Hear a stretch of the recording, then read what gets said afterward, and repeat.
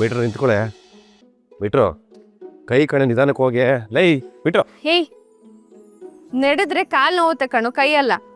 ಆಯ್ತು, ಈಗ ಏನಕ್ಕೆ ಮುಖ ಈ ಥರ ಇಟ್ಕೊಂಡಿದ್ಯಾ? ಕಲ್ಯಾಣಿ ಅಕ್ಕ ನಿನ್ಗೆ ಕಪಾಳಕ್ಕೆ ಹೊಡೆದ್ಲು. ಅಲ್ಲಿ ಫೋಟೋಲ್ ನಿಂತ್ಕೊಂಡು ಬಾಯಿಗೆ ಬಂದಂಗೆ ಕೂಗಾಡಿದ್ಲು. ಕಾಪಾಡಕ್ ಹೋಗಿ ನಿನ್ನನ್ನೇ ಬ್ಲೇಮ್ ಮಾಡ್ಬಿಟ್ಟು ನಿನಗೆ ಬೈದ್ಲು.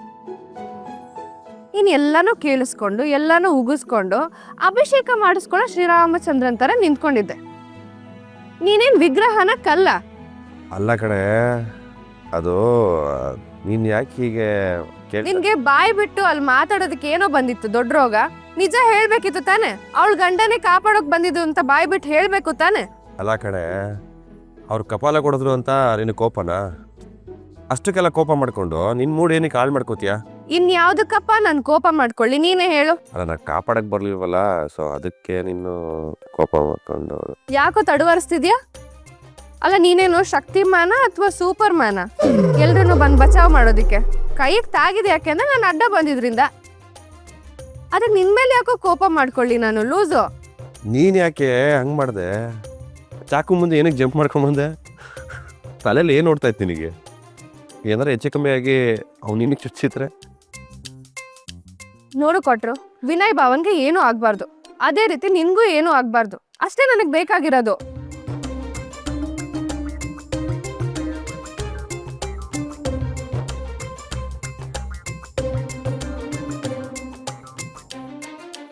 ಮುಖ ನೋಡು, ಮುಖ ರುಬ್ಬೋ ಗುಂಡಿಗೆ ಹಾಕ್ಬಿಟ್ಟು ರುಬ್ಬಿಡೋಣ ಅನ್ನಿಸ್ತಿದೆ.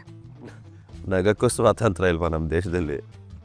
ನೋಡು, ನಗ್ಬೇಡ.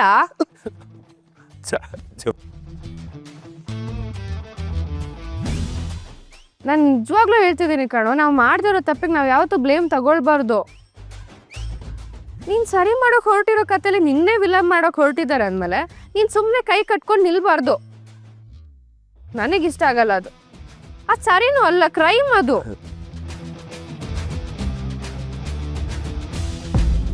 ಕೃಷ್ಣ, ನೀನ್ ಸರಿ ಮಾಡೋಕ್ ಹೊರಟಿರೋ ಕಥೆಲಿ ನಿನ್ನನ್ನೇ ಕೆಟ್ಟವನ್ ಮಾಡ್ತಾ ಇದ್ರೆ ನೀನ್ ಯಾವತ್ತೂ ಸುಮ್ಮನೆ ಕೈ ಕಟ್ಕೊಂಡು ನಿಂತ್ಕೋಬಾರ್ದು. ನಂಗಿಷ್ಟ ಆಗಲ್ಲ, ಸರಿ ಅಲ್ಲ ಅದು. ಅರ್ಥ ಆಯ್ತಾ? ಹುಮ್ಮ,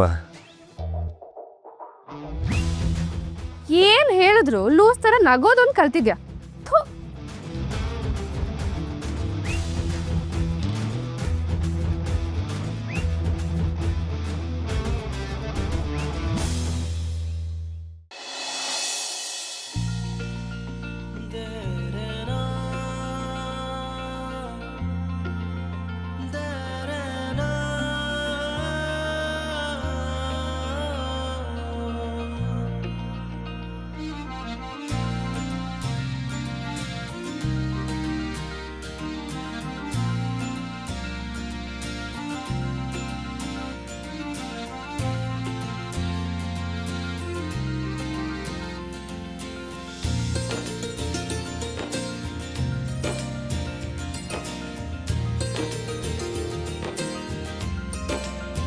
ಇದನ್ನ ಉಟ್ಕೊಂಡು ಪಂಜಿಮ್ ಕ್ರೂಸ್ ಹತ್ರಪ್ಪ ನಿನಗೊಂದು ದೊಡ್ಡ ಸರ್ಪ್ರೈಸ್ ಇದೆ.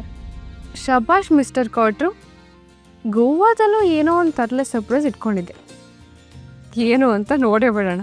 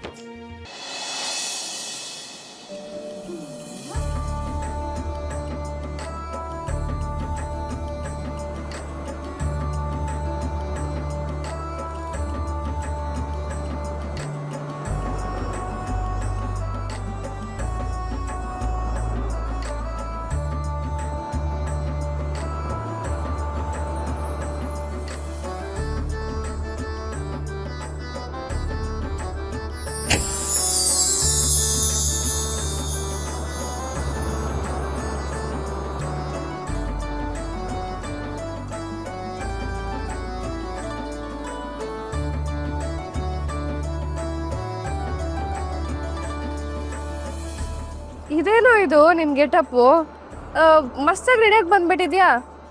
ಈ ಗೆಟಪ್ಪು ಈ ಸೆಟಪ್ಪು ಏನಾದರೂ ಫಂಕ್ಷನ್ ಇದೆಯಾ? ಏನೋ ಸ್ಪೆಷಲ್ಲು? ಯಾಕೇನು ಹೇಳ್ತಿಲ್ಲ? ರಕೋ, ಈ ಗೋವಾ ಗಾಳಿ, ಈ ಸಮುದ್ರದ ಅಲೆಗಳು ಇದೆಲ್ಲ ಯಾವಾಗಲೂ ಒಂದೇ ರಿದಮಲ್ಲಿ ಹೊಡಿತಾ ಇರತ್ತಂತೆ. ಇವತ್ತು ನನ್ನ ಹೃದಯನೂ ಒಂದೇ ಬಿಟಲ್ಲಿ ಹೊಡಿತಾ ಇದೆ. ಅದೇನು ಗೊತ್ತಾ ರೊಕ್ಕೋ,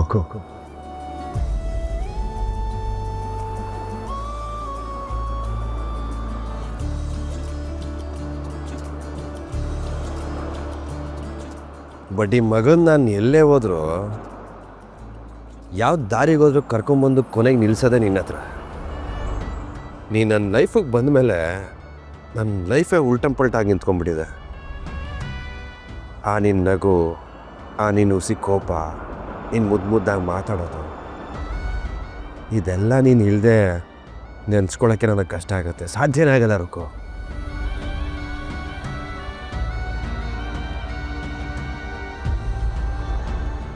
ಇಷ್ಟು ದಿನ ನಾನು ದೊಡ್ಡ ಪುಡಾಂಗು ಅಂತ ಓಡಾಡ್ತಾ ಇದ್ದೆ. ನೀನು ಬಂದಮೇಲೆ ನನ್ನ ಲೈಫ್ ಅಸ್ತಿತ್ವದ ಬಣ್ಣಗಳೇ ಚೇಂಜ್ ಮಾಡ್ಬಿಟ್ಟಿದ್ಯಾ.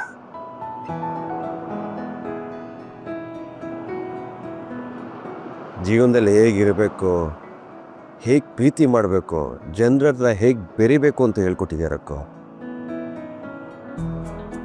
ನನ್ನ ಲೈಫಲ್ಲಿ ಭಾರ ಆಗಿರೋ ಎಲ್ಲ ವಿಷಯಗಳನ್ನ ತೆಗೆದಿಟ್ಟು ಖುಷಿಯಾಗಿರೋದನ್ನ ಹೇಳ್ಕೊಟ್ಟಿದ್ಯಾ. ಪ್ರೀತಿ ಮಾಡೋದು ಹೇಳ್ಕೊಟ್ಟಿದ್ಯಾ, ಜನರ ಜೊತೆ ಬೆರೆಯೋದನ್ನ ಹೇಳ್ಕೊಟ್ಟಿದ್ಯಾ. ಪ್ರತಿದಿನ ಕಿತ್ತೋಗಿರೋ ನನ್ನ ಲೈಫು ಉದ್ಧಾರ ಆಗೋದಕ್ಕೆ ಏನೇನು ಕೆಲಸ ಮಾಡಬೇಕು ಅಂತ ಹೇಳ್ಕೊಟ್ಟಿದ್ಯಾ. ನನ್ನ ಲೈಫಲ್ಲಿ ಏನೇ ಒಂದು ವಿಷಯ ಶುರುವಾಗಬೇಕು ಅಂದರೆ ಅದಕ್ಕೆ ನೀನು ಕಾಲಿಡಲೇಬೇಕು ರೊಕ್ಕೋ.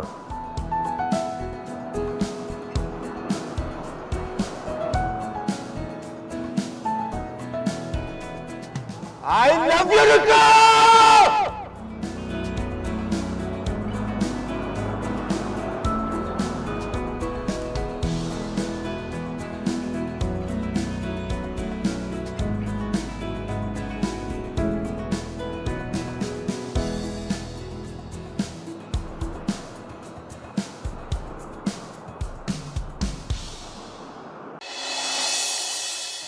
ನಾನು ಅವನ ಜೊತೆಲಿರಬೇಕು, ಅವನ ಜೊತೆನೇ ಜೀವನ ಮಾಡಬೇಕು ಅಂತ ಹೇಳ್ದ.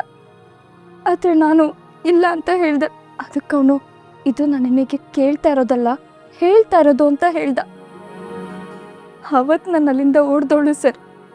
ಅವತ್ತಿಂದ ಇವತ್ತಿನವರೆಗೂ ಓಡ್ತಾನೆ ಇದ್ದೀನಿ. ನಾನು ನನ್ನ ರೂಮಿಗೆ ಕೂಡ ವಾಪಸ್ ಹೋಗೋದಕ್ಕಾಗ್ತಿಲ್ಲ.